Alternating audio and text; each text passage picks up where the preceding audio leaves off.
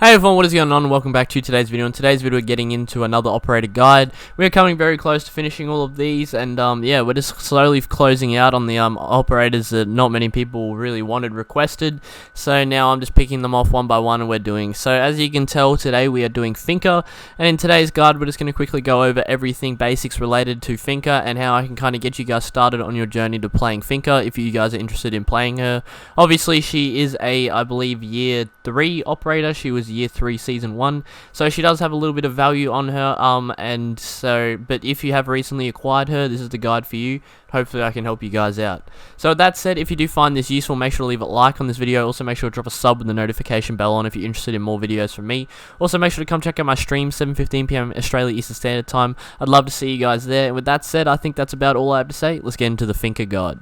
So starting off, we have the weapon review, then we always move on to the gadget utilization and finish off with the operator strategies. So firstly, let's get into the weapon review. So Finka has access to 3 primary weapons, 2 secondary weapons. Her main and probably most used primary weapon, I'd say, is the spear, 308, coming through at 42 on 700 fire rate. So this weapon all around comes through with a pretty solid damage count, and its fire rate is kind of in the middle of what you would expect from a regular assault rifle. I'd say it probably is on the slower side of fire rate. It does shoot pretty slow, if I'm going to be completely honest, but it is not completely useless in that sense, and it can be still utilized. It does have basically minimal recoil. It slowly drifts to the right, I believe. That's what I'm looking at here on the recoil pattern. Its recoil probably wouldn't take long to master at all, because I don't really use the spear, and you'll see in the background clips that I don't really have any problems with playing it. It's just like a regular drag back to the drag down to the right. So yeah, I don't think drag down to the left. Sorry, no, I need to think about this. The recoil goes to the right, it drags down to the left. My apologies. But in all, this does still have access to a 2x scope, so it has quite a zoom scope, which can be efficient. And all in all, it's just a great weapon, and I believe it is probably one of her best weapons. But I think her alternative is also very powerful, which is the 6P41 light machine gun. This comes in at 46 damage, so it drops 1 damage lower than the spear, and it has a 680 rounds per minute fire rate. So it obviously shoots slower and does less damage. So in base, no, it does more damage. Sorry, I don't know what I'm saying. It does 4 more damage, but it shoots 20 fire rate slower. I don't really know how much of a difference that actually causes. So I'd say they have about the same fire rate, and the 6P41 does actually do more damage. So now that I think about it, now we're actually looking at this properly, this weapon probably is the better alternative. And the thing that makes this such a great weapon is also the fact that it has 100 rounds in the magazine. It is a light machine gun that does have a massive capacity. This weapon is absolutely brutal when it comes to just having that ammo count, and it's definitely a tough weapon to go up against. Usually when you see someone with this weapon on the attacking side, I usually am just like, ah, shit, it's a Finka or it's a Fuse LMG, and I start to worry a little bit, I'm not gonna lie, because this thing does hit really hard. Its fire rate's obviously not the fastest, it's an LMG, but it still can do plenty of damage to ruin you in the short few bullets that it will take to kill you with its 46 damage, which is pretty high. So yeah, definitely look out for this thing if you're going against it, and also make sure to utilize it if you have it. It still has access. It has access to a few scopes. It has the 2.5 Russian ACOG. Well, the old Russian ACOG is what's called now. Now it's just the 2.5. It has access to the 1.5, the reflex, the Russian red dot, and the Russian holographic. So obviously, it still has access to majority of its sights since the last update, since the I can't even remember, Shadow Legacy update, that's the one. With that said though, this weapon still is a great thing to utilize in my opinion, and I'd say either the spear or the 6P41 are great weapons to utilize, but we also cannot forget about the SASG-12, otherwise known as a sausage. This is a quite aggressive shotgun that you'll find. It has a trigger finger fire rate. You can shoot this thing as fast as possible for the 10 rounds it has in its magazine, along with 50 damage per shot. This shotgun is definitely can be utilized very effectively if you use it right. I'd say the best way to utilize this thing is to obviously just rush the fuck out of people. I'm sure you guys have had this happen to you before if you've been playing beforehand.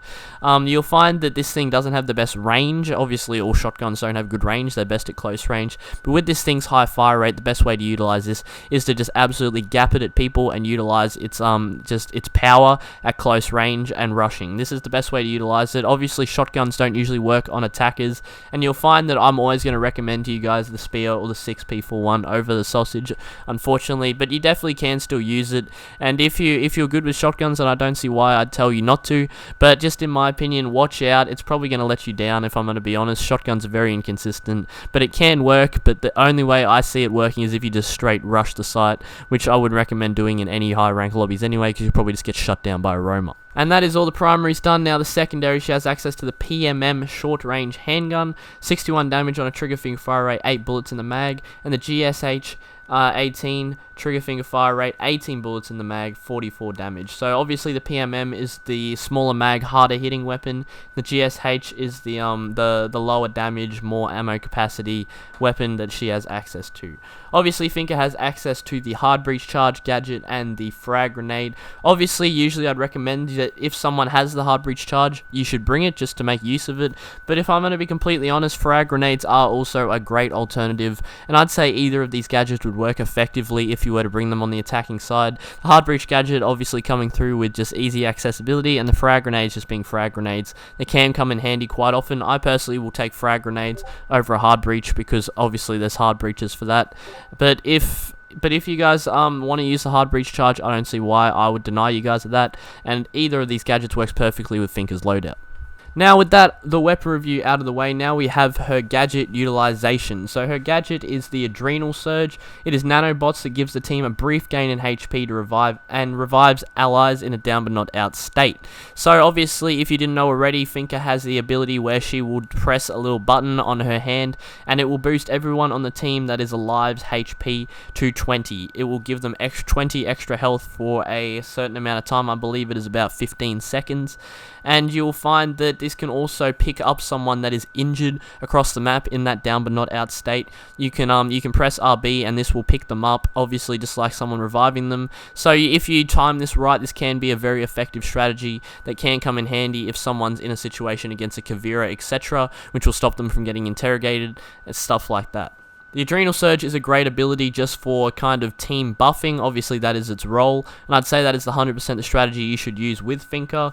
And if you buff your team at the right time, everyone's going to have that additional health that might bring them out of a gunfight alive, and it might secure your team a push. So obviously, if you are going to utilize Finka, 100% look for the right opportunities to try and buff at least 2 teammates or more at the same use.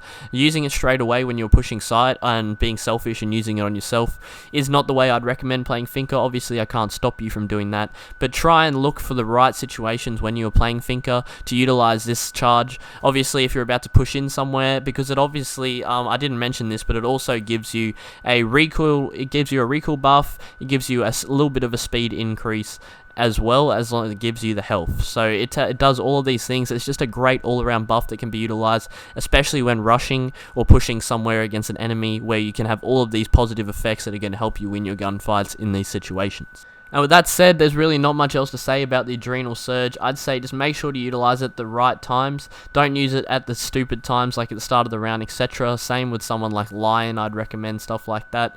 But just try and look for the right situations to use it, and I'd say that's the best way you can utilize the Adrenal Surge, and I don't think you can do any better than that.